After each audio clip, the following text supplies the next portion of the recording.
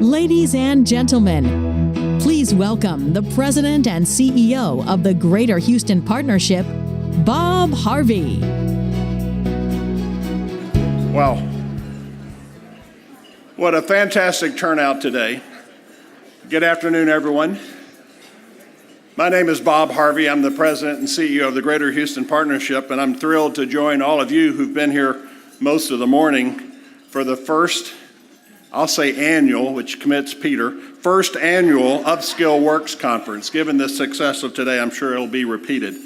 So I want to thank all of you for participating, for being here. I want to particularly thank Dan Gilbane and our panel from this morning, which I've already received just great feedback on how the panel went this morning. So thanks to the panel for kicking this event off in a great form.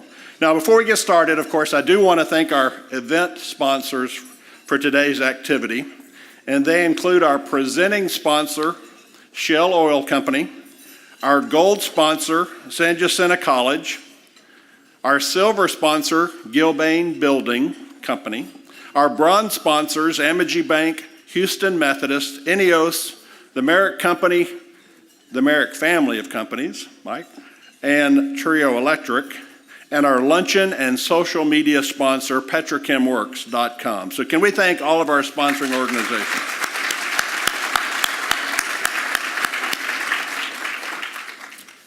Now, Carrie, I don't see a list. Do we have any elected officials?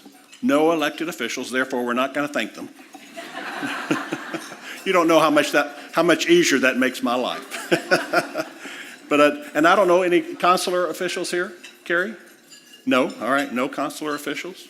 But I do know I have some board members of the Greater Houston Partnership here. So would the board members of the Greater Houston Partnership who are here stand and let us recognize you? Thank you.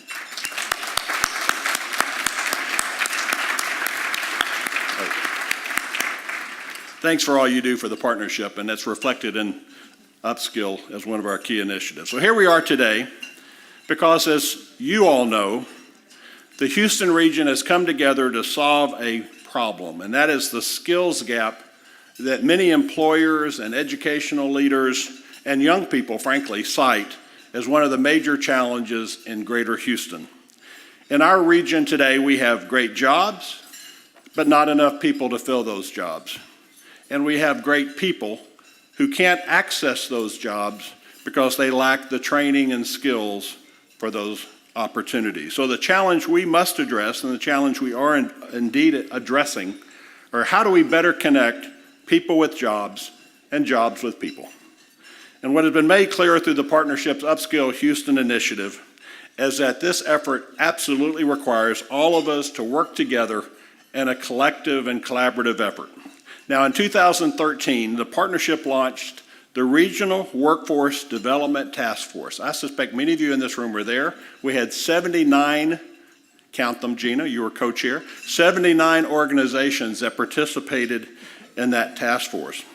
And they very much confirmed what we all suspected and began to give shape to a program that we launched in 2014 and called UpSkill Houston. And Gina Luna, who had co-chaired the workforce, agreed to chair that task force and maintained that role until just a year ago when she handed off to a very innocent young man named Dan Gilbane. Thank you, Dan.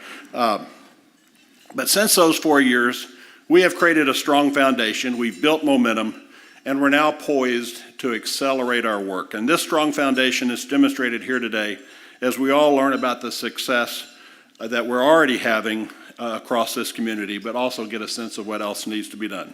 So the purpose of this conference, this first ever UpSkill Works Conference, is to recognize the leadership of our employers that are championing this work.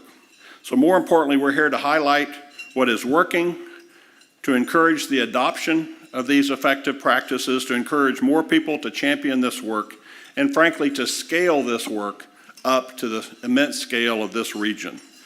We all boil this down to a few key words. We're all about attracting, training, and placing the residents of Houston, of Greater Houston, into the great jobs that do require training, they do require education beyond the high school level, but less than a 4-year degree, which is our mantra. Last year, UpSkill Houston conducted focus group research of both students and parents primarily to understand the awareness of this issue and this opportunity and the perception challenge that we face related to careers that require more than a high school diploma and less than a 4-year college degree. And I must say this focus group research was in many ways daunting because it highlighted the magnitude of the issue we face. How do we get a young population that we successfully taught to be almost myopically focused on 4-year college degrees? How do we help them become aware that there is a path to success that does not require a 4-year degree?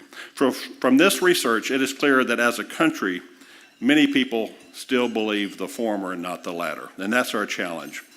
But we know we have to succeed. For their sake and our sake, we have to succeed. Now, what we did here in those focus groups, though, after they said that they were absolutely committed, either themselves or relative to their children completing a 4-year degree, we got them to describe the attributes, the qualities of what success meant to them. So what we learned in that process is that the attributes that they described for success were applicable to what we were doing. They simply didn't realize that. They didn't make the connection between what they said they were looking for and this opportunity. So it began to shape the messaging that we're now using. Now, I want to just mention some of the attributes that people described. Not surprisingly, they were looking for a salary that ensured long-term financial success for their families. So they set a reasonable, but you could say aspirational goal with respect to income. They wanted to use technology. They looked for careers and opportunities that were technology enabled. They wanted to be part of a team. We have successfully taught our kids the importance of teamwork, and in many cases made them and helped them become effective team members. They wanted opportunities for growth and advancement. That first job, that first paycheck, they were clearly seeing beyond that and wanted to see a career with advancement potential. And interestingly, and lastly, though I could go on, they want to make a difference. We have taught this generation, I say we, the parents in this room, the adults, the teachers and educators, we've taught these kids about making a difference in life. And they want to make that difference in their work.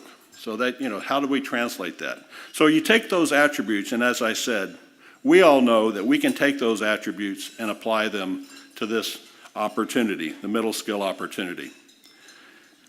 The other thing we heard is they want to hear this opportunity expressed, conveyed from people who themselves have gone down this path. They want to hear people who can describe their pathway to success and then the satisfaction they're getting from the careers that they're having. So it all needs to be communicated, not from me, not from Peter Beard, it has to be communicated ultimately from people who've taken this journey. And that's not surprising. So you're going to be hearing more today about a couple of things. One is our awareness campaign down at the high school level that we called What Are You Up For? What are you up for? Get them to see this opportunity in that frame. And then a more recent edition, part of that program, we call it My Life As. Those 3 words, My Life As, which is our way of helping people convey their personal experience in these careers and convey the message that there's an opportunity that brings satisfaction. So before we transition to lunch, I'd like to share with you another one of the My Life As videos. This video is Cynthia speaking about her life as a clinic coordinator at Houston Methodist.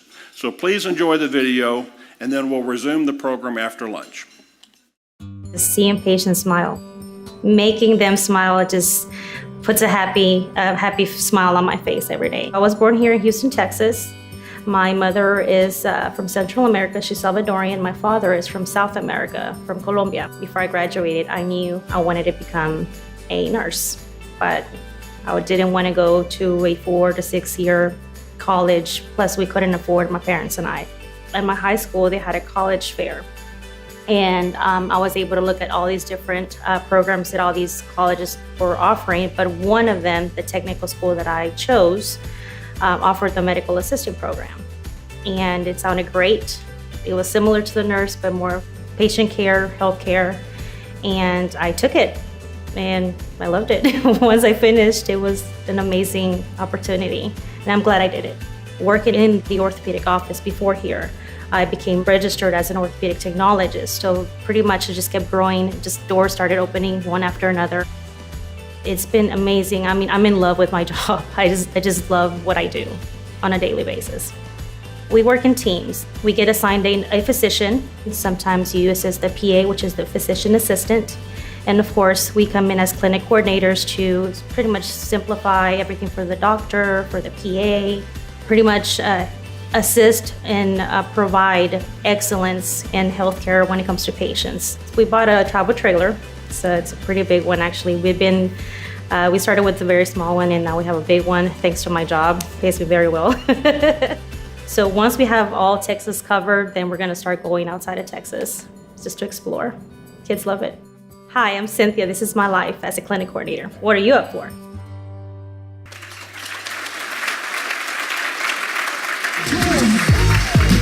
Ladies and gentlemen, please welcome the chair of the Greater Houston Partnership and president, the Friedkin Group, Marc Watts.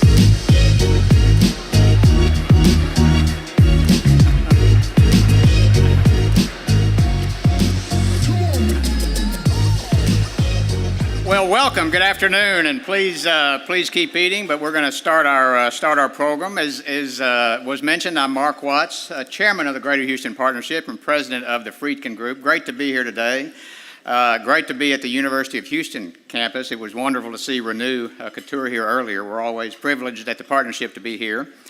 As you have heard from some of the stories today, UpSkill Houston's focus on the careers that require more than a high school education, but less than a four-year degree, is making a difference in the lives of thousands of people in our region.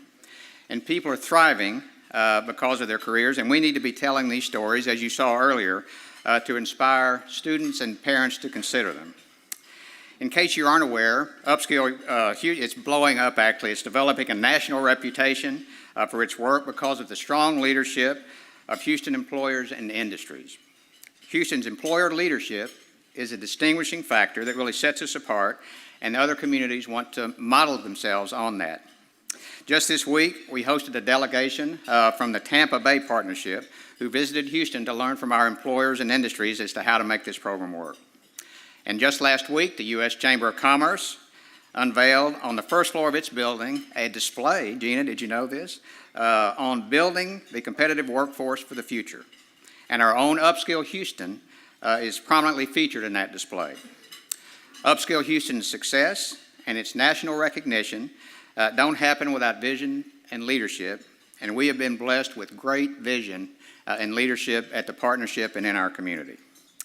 So today I'd like to take a moment to acknowledge and highlight the leadership that has made UpSkill Houston one of the preeminent workforce efforts in the country. First, Gina Luna. She has been a critical leader of the partnership who has had the vision, the tenacity, and the grit to shepherd a 79-member regional workforce development task force, as Bob mentioned, create the UpSkill Houston initiative, and bring that initiative to life in its first several years. As many of us know, Gina had her hands in the key efforts at being UpSkill Houston and Houston Exponential that ensure Houston is a great global city, and then we can compete with other great global cities and win. So in recognition of her leadership, Gina, I'd like to invite you to the stage. I think this is a surprise. And present you with the UpSkill Houston Award for Excellence in Leadership. As you make your way up, this is a great trophy.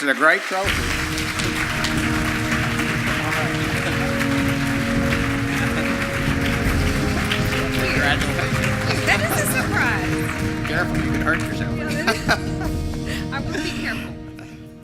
Thank you. This is a great honor, and I'm so proud of UpSkill Houston and really grateful for all the people involved. Thank you, Gina. Congratulations.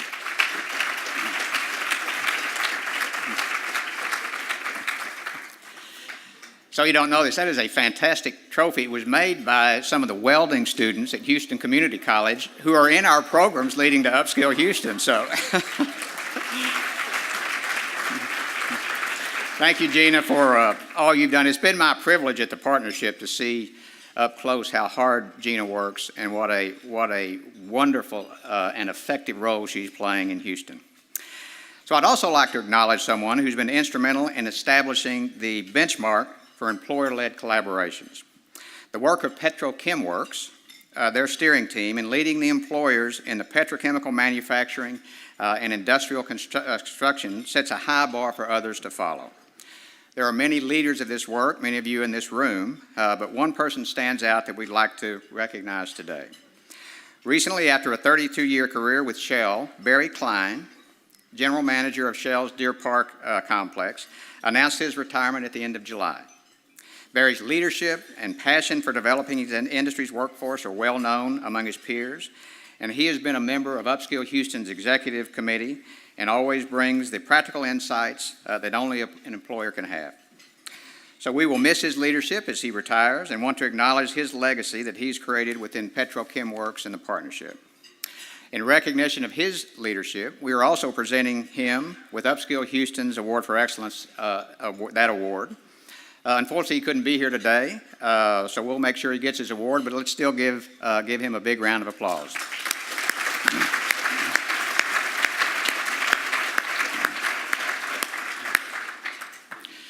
So now it's my privilege to bring to the stage Rob Kaplan and Dan Gilbane. I'm also the chair of the Houston branch of the Dallas Fed. And that's been one of the remarkable privileges of my life, to serve in the Federal Reserve System, and in particular to serve under the leadership of the president of the Dallas Fed, Rob Kaplan. And Dan may mention more about Rob as Goldman Sachs, a professor at Harvard Business School. But I can just tell you that what has most impressed me is his commitment to making this world a better place. And one of the things he is focused on and passionate about is workforce development. Not just because of the macroeconomic, as the president of the Fed, you would focus on those things, right? Productivity and workforce expansion, but also because of the microeconomic impacts. The effect that having a job, this type of quality job, can have on families, lives, children, what a difference that makes in our community. And so it's just a great privilege to have Rob here today. Dan Gilbane will come to the stage with him. Dan now leads the UpSkill Houston effort on behalf of the partnership, a great friend, the leader at Gilbane Building, and welcome to the stage.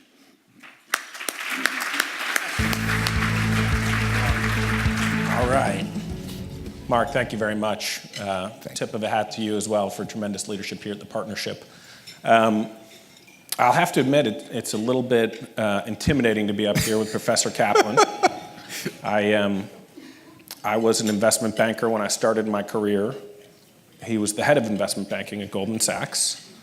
I had the great fortune to attend Harvard Business School as an MBA student. He was a distinguished professor in the senior leadership at Harvard Business School. And I have a bank account, and he's the president of Federal Reserve Dallas. So there's a lot of corollaries here, as you would expect. But really, it is a pleasure, and we appreciate everything that you're doing at the macro level, as Marc referred to. Thank you.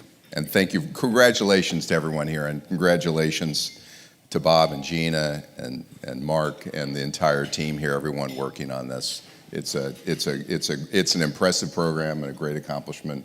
Congratulations to you, Dan. Thank you. Thank you very much. Well, I think I'll start with sort of the softball. Tell us about big picture macroeconomy, and then drill down a little bit on Texas. Texas in this part of the world sometimes translate to the oil and gas and petrochemical industry. So I'd be interested in hearing your thoughts. So the long and the short of it is 2018 is going to be a good year for the U.S. economy. We've been expecting that this year. Our forecast of the Dallas Fed is for GDP growth this year to be in the neighborhood of 2.75%. Maybe not as good as GDP growth was in the past, but certainly better than it's been in a number of years. Part of that growth, though, is due to the recent tax legislation and the budget agreement. And it's our judgment that while this year's growth is going to be very good, as you get to next year, the effects of fiscal stimulus will fade somewhat, and by 2020, 2021, we think we're going to trend back down toward potential GDP growth, which is closer to 1.75%. Now, some of you may gasp hearing that, but the reality is, we'll talk about a little bit more in the Q&A, there's some real headwinds to GDP growth in this country, aging demographics, and what you guys are meeting on here today, sluggish productivity due to lagging education levels and lack of skilled workers to fill skilled positions. And those two issues in particular are the reason we think potential GDP growth is much lower than we would like. But even with where we are right now, we've got an unemployment rate in the United States of 3.8%.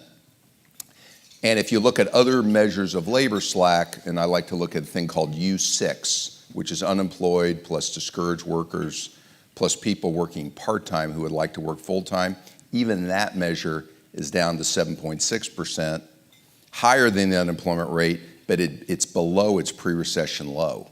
So that tells me we don't have a lot of labor slack in this country.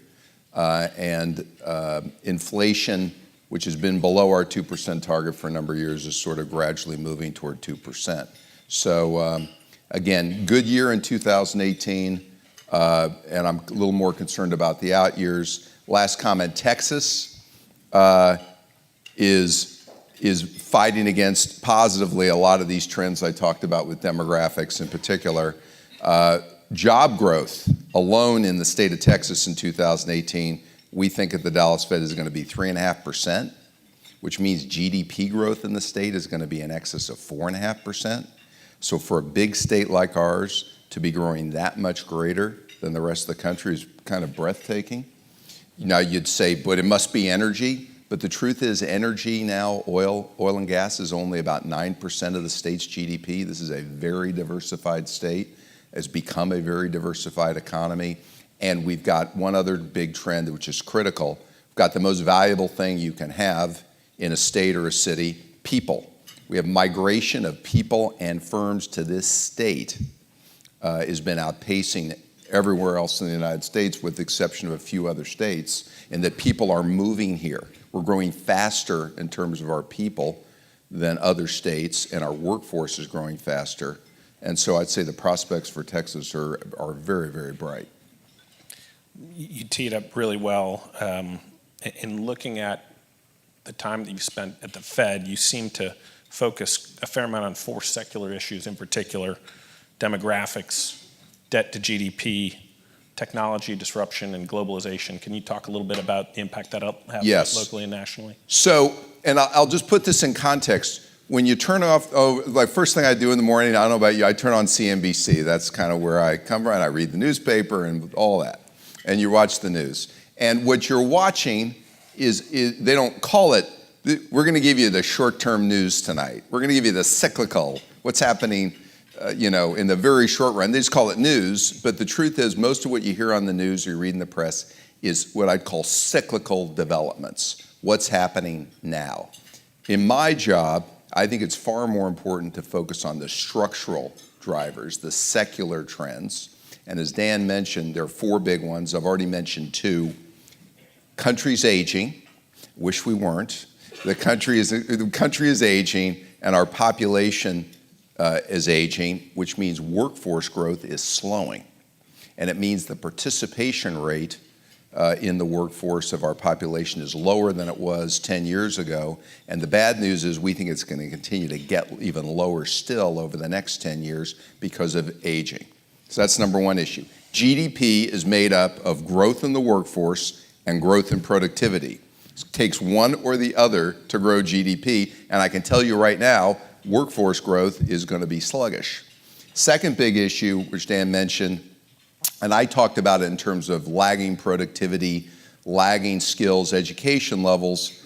The thing that's accelerating that is technology, automation, technology-enabled disruption. Now you may say, this has been going on for decades, technology's been replacing people. What's accelerating is the distribution of computing power in the hands of consumers and really ubiquitous. To my point, a typical consumer today, all of you in this audience have as much computing power in your hand in this thing that you can't get away from as most companies had 25 years ago. I mean, and you're using it, and we're using it in powerful ways to shop for lower prices, better convenience, pushing businesses to find better ways to sell and distribute goods, Business models are getting disrupted. Think Amazon, think Airbnb, think Uber, you go right down the list. And what's happening is companies are responding to that by investing even more in technology. And what's happening is if you got a college education, you can pretty well adapt to this. If you've got skills training, you can deal with this. But there are 46 million workers in this country that have a high school education or less. And they're increasingly finding their jobs either being disrupted or eliminated. And they'll find another job, but unless they get retrained, their productivity is likely to go from here to here. This is a big trend. The other two, globalization we all know our economy's over many decades getting more global. Financial flows are more global. But what it means is, ironically, globalization is currently being seen as a threat in the United States. If you lost your job in this country 15 years ago in the shoe industry and lots of other industries, it was probably due to globalization. Might have been a big part of it. Trade, globalization probably was part of it. Not today. Today, if you're losing your job, it's probably due to technology and technology-enabled disruption, but it's being attributed to globalization. And the reason I talk about globalization as a trend, it's an opportunity now for the United States. We've endured our pain and local disruptions. It's now an opportunity in terms of either workforce growth or trade are opportunities for the United States. And I can talk more about NAFTA and China and all that, and we'll come back to it. But globalization is another big trend. The world, whether we like it or not, is getting more globally integrated. We actually should beat the rest of the world if we handle this right in the United States. If we turn away from globalization, though, we're going to lose competitiveness. For example, the trade relationship with Mexico, our analysis is 70% of the imports from Mexico are intermediate goods. What does that mean? Logistics and supply chain arrangements that allow us to keep jobs in the United States, grow businesses, take share from Asia. If we don't have those relationships, we're going to lose competitiveness and share in the United States to elsewhere in the world, probably to Asia. And so that's the third trend. And the last one is probably unsustainable levels of debt to GDP at the government level. So for the last 8 or 9 years, the good news is the consumer sector, household sector is deleveraged. Businesses are more leveraged, but the financial sector's deleveraged, and I think we can manage a little bit more business debt. But the government sector's gotten dramatically more leveraged, okay? And the aging that I talked about makes this even worse because the number of dependents is going up relative to the number of workers, and the present value of unfunded entitlements is up to now $54 trillion, okay? Big number. In addition to the government debt that's outstanding. It's my own view that while this is been a tailwind, and this recent tax legislation and budget agreement is stimulating growth in 2018, I think in the out years, we're going to have to find a way to moderate our debt growth, and that tailwind is likely to turn into a headwind for future growth. We're late cycle. This is a stage in the cycle you should be deleveraging, not leveraging up. And so we're going to have to deal with that, whether we like it or not. And the reason I call it out everywhere I go is, yes, the economy is very strong this year, but we've got to recognize a lot of it is this short-term stimulus that we're going to have to actually pay back. And I could give other analogies to this, but I've joked around, we're growing faster than most economies in the world. It'd be like your neighbor goes out and buys a new car, and they're buying all this stuff, and you say, what's the matter with us? Well, you don't know. They just leveraged up to do all of it, and you'd say, okay, I don't feel as bad. We've leveraged up a little bit here to stimulate higher growth, and we're going to actually have to pay for it in the out years. So that's a concern. So those are the 4 big drivers. And I'm just trying to cheer you up over your lunch. But the antidote to all these things got to grow faster. So what you're doing here in terms of skill training, every worker that gets into the workforce and is more skilled and higher income helps us address these issues. It helps us grow faster. So perfect segue. We actually didn't practice this, but you would think we might have. Skills gap and UpSkill, and I will reiterate the great compliment to Gina Luna and her leadership here, but give us a little bit of your thought on the impact of the skills gap and how best to address it. So there's no perfect estimate of what the skills gap is in the United States, but a good guess is it's well in excess of 1 million jobs are open. We know from surveys that half of all small businesses in the United States say in response, this is nationwide, that half of them say, I cannot find workers to fill skilled jobs. So then the issue is, we know there's lots of good work being done in this country, but my comment is, it's just not being done fast enough to keep up with the dramatic changes that are needed and the nature of middle skills jobs. And so why is this so hard?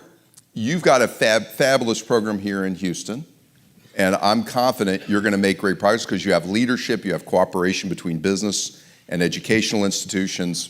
Beautiful. The problem is most of the work, as you're seeing, has to be done with local leadership. You've got it.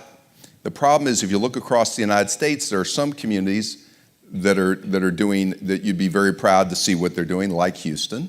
But there's a lot of them that are not making anywhere near the progress that Houston is making. And this can't be legislated from DC. Worker mobility is historically low. And so if you've got a skills gap in your neighborhood, it means you're going to have to train workers in your district or where you live to take those jobs. It has to be dealt with locally. And I think that's the reason why nationwide, I think we're way behind where we need to get to. The beautiful thing about the program you're running is, by doing this program and the fact that it's on the first floor of the Commerce Department, which I'm impressed, that's great, because people need models. And the more that I talk about this in speeches, I can't tell you, after every one of these, and when people hear about what you're doing, 5 or 10 business leaders elsewhere in the country say, you know what they're doing in Houston? We can do something about it. But it takes convening power. And I was listening to the story with Gina. You said 79 parties. It takes convening of, no one sector can do it alone. High schools, businesses, junior colleges, workforce development boards, and then this awareness issue you're talking about means you need lots of constituents, and it takes leadership to convene them. We spent a lot of time at the Fed trying to be that convener, but a lot of cities and towns and states in the country don't have that convening power. But I think by your model, they're going to learn how to. Hopefully, it'll become contagious.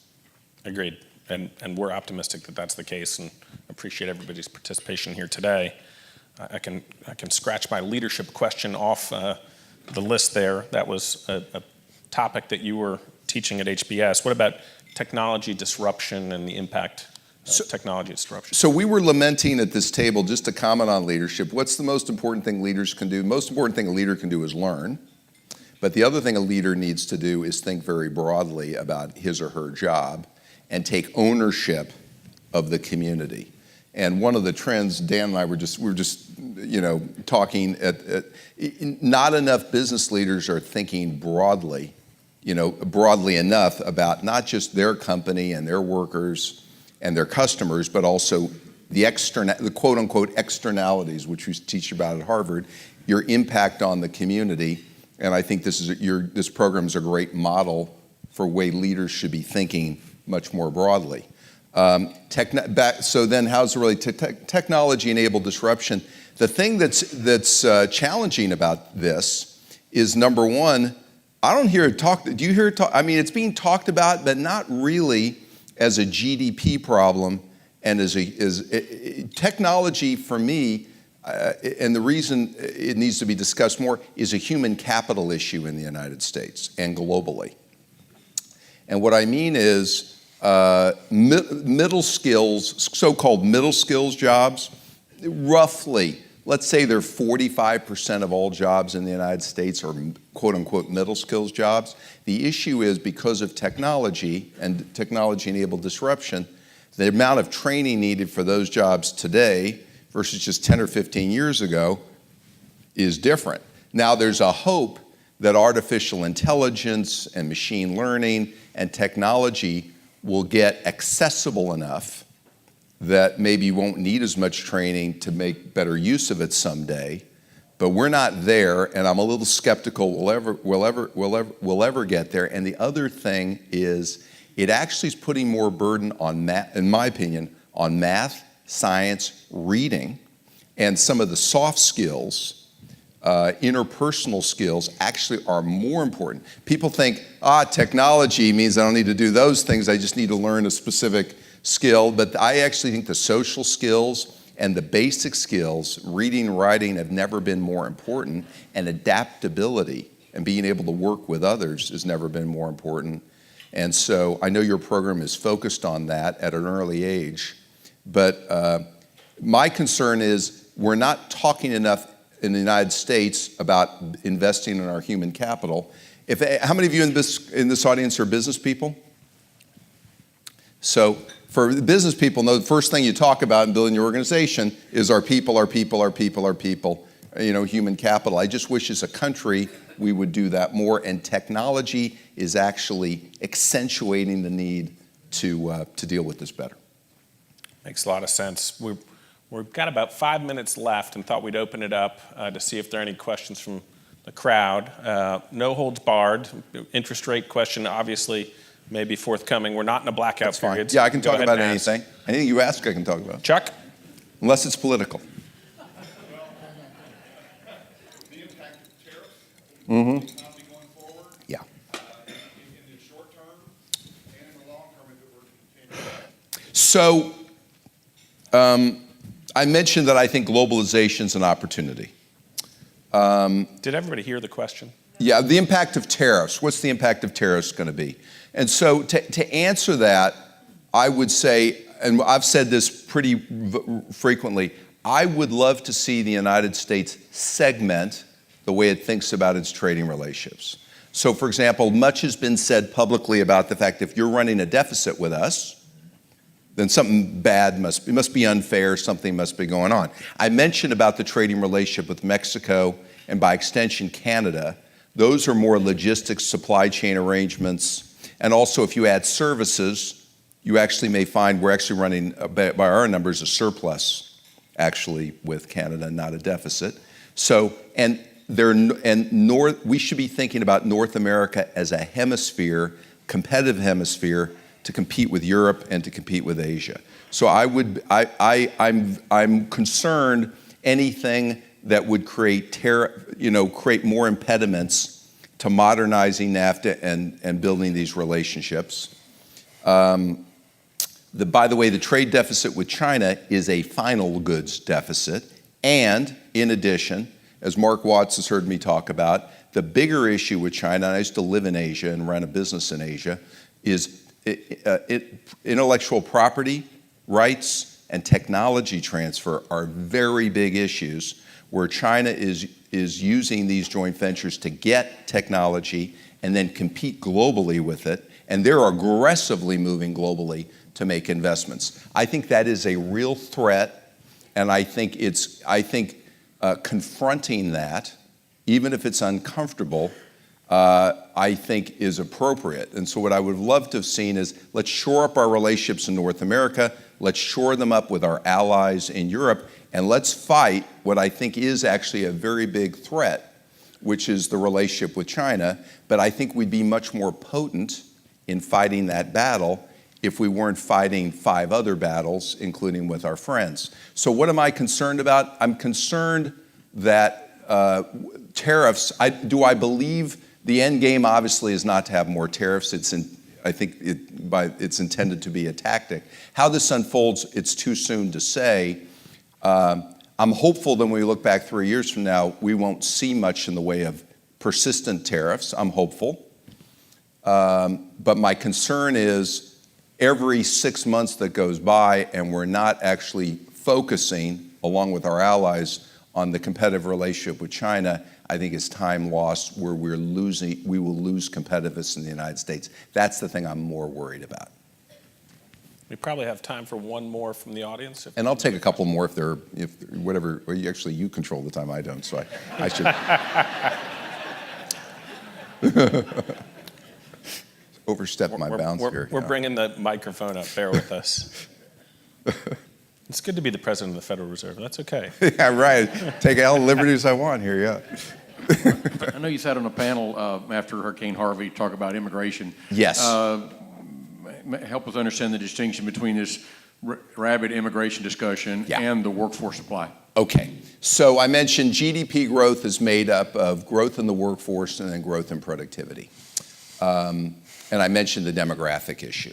We've actually done, it's not been without some controversy, we do a lot of research at the Dallas Fed on immigration.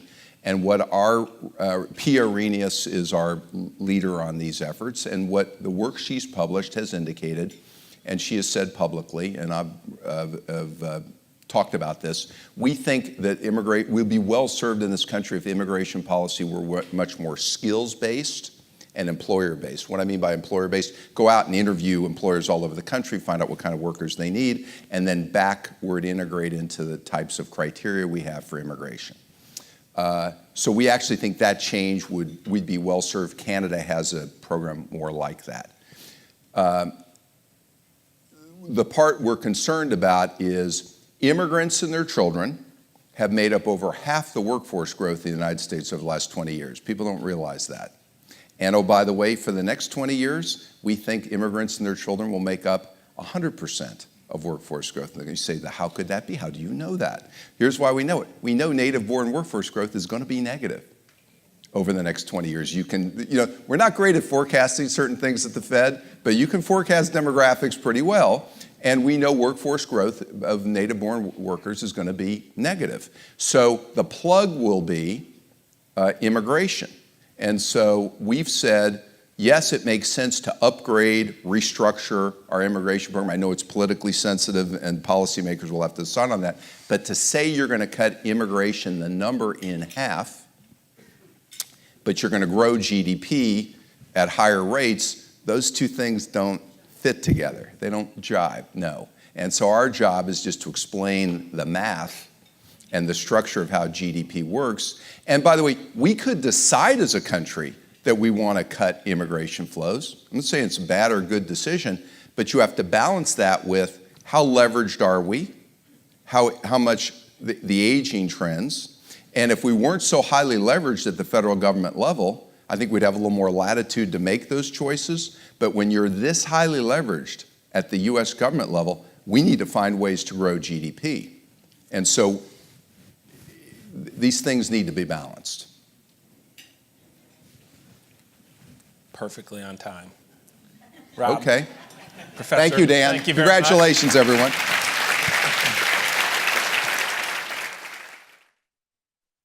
Thank you again, Professor Kaplan. It really was an honor to have you here. Professor Kaplan has really helped us understand the economic imperative of this work. I think it's obvious to a lot of us in the room, which is why we're here, whether it's from an academic, a workforce productivity, or a business perspective, but thank you for helping us frame it more broadly. At the turn of the century, there was a genre of literature that was incredibly successful, and when I say the words, it will evoke a thought in your brain, Horatio Alger, right? So when you think about a Horatio Alger story, a young person, through their determination and pluck and hard work, sometimes, an incredible act of character or good luck, would have tremendous success. And it became really an analogy for the American dream. When you say Horatio Alger, you think American dream. I don't know where the American dream became finishing high school, going to a 4-year degree, and then going through those experiences. And I think today we need to focus on the spectrum that we have in front of us as it relates to success and producing workforce for the future, not only of the economy here, which is incredibly important, but more broadly for America. We're here today because we care about Houston. We want to ensure that it continues to grow and prosper. It's imperative we open wider the doors of opportunity for our residents to share in economic prosperity. This means we have to build on UpSkill, our early successes, and learn how we can scale it. Over the course of the conference, we previewed several videos that are part of UpSkill Houston's What Are You Up For campaign. We're seeking to inspire students and their families to consider career options that don't necessarily require a four-year college degree. These My Life As videos feature workers telling their stories about their lives, careers, and paths that they took. The What Are You Up For awareness campaign is asking students and parents, what are they up for in terms of their careers and lives?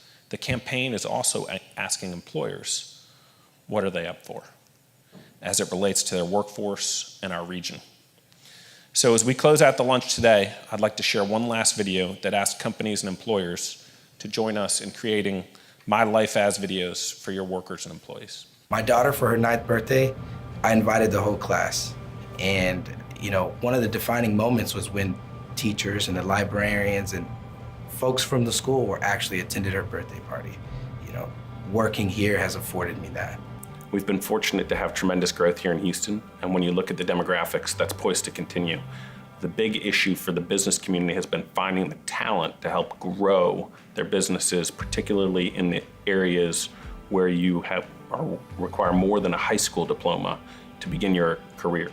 Traditional path that we've all become very familiar with is to go straight from high school into college, which has left a gap in the workplace. And so that's been a particular focus for us, and that's how UpSkill came to be. It was my pleasure to assist with UpSkill Houston's focus group research among high school students and their parents. We learned that we have substantial work ahead to inspire them to consider advanced technical and craft careers. Awareness is low around these careers, and perception is mixed because for so long we've only promoted four-year college degrees as the path to career success. Focus groups helped us better understand some of the challenges in communicating to students and their families.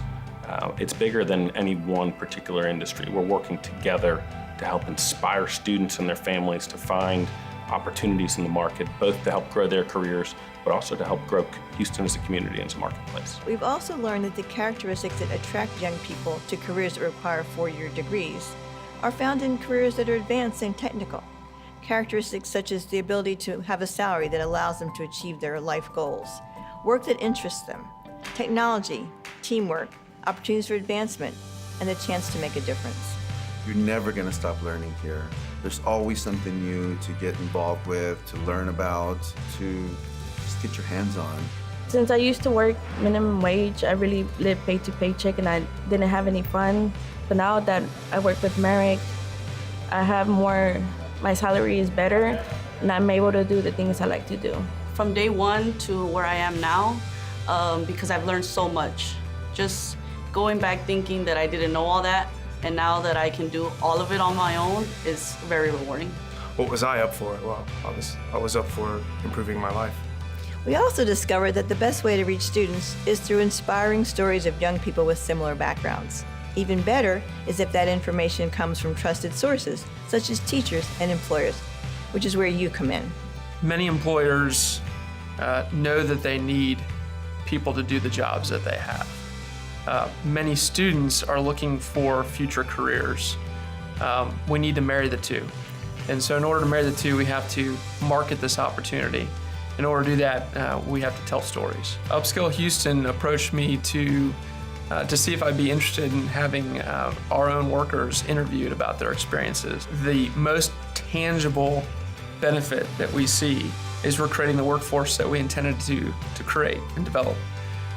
Some of the intangible benefits are the most rewarding, and those are the ones when you hear stories like, I got to take my kids to Disney World, or I'm helping my mom pay the bills. Well, you've heard some of those stories today, and when you hear those stories, it's quite inspiring to hear the work that we're doing and how that can impact an individual or a family, and hopefully more employers will do the same.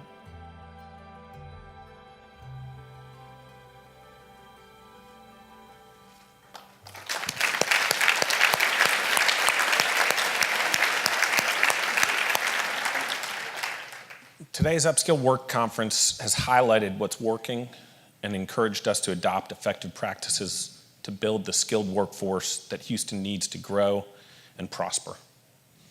We're focused on attracting, training, and placing Houston residents into the great careers that require training and education beyond high school, but less than a four-year degree. UpSkill Houston's foundation is the businesses and employers that are leading this work.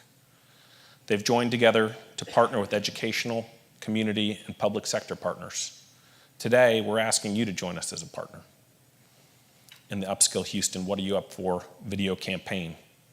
As part of the My Lives video, we're asking companies and employers to join us in creating My Life as videos of your employees. If you're interested, you'll find a postcard at your table. Please fill out the information and hand it to one of our staff members from the GHP, and they'll reach out with the details and the playbook for the project. And finally, I'd like to again thank Professor Kaplan for being here, all of our panelists, everybody who put so much hard work into this, Dr. Couture for hosting us, and remind everybody we have 2 more panels that are post-lunch workshops starting at 2 p.m. So we would encourage you to stick around. We've got some tremendous presenters and appreciate all of your participation today. Thank you again.